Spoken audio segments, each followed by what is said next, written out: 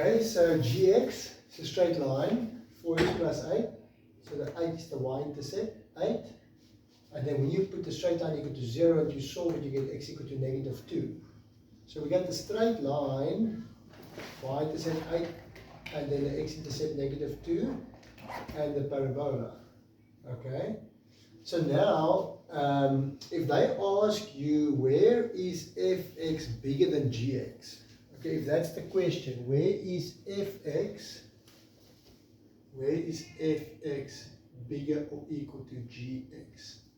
That's the question. That means where is the parabola bigger or equal to the straight line? So if you look at the parabola, this part here, from there to there, the parabola is above, it's above the straight line, it's above it, okay? After negative 2, the parabola is below the straight line.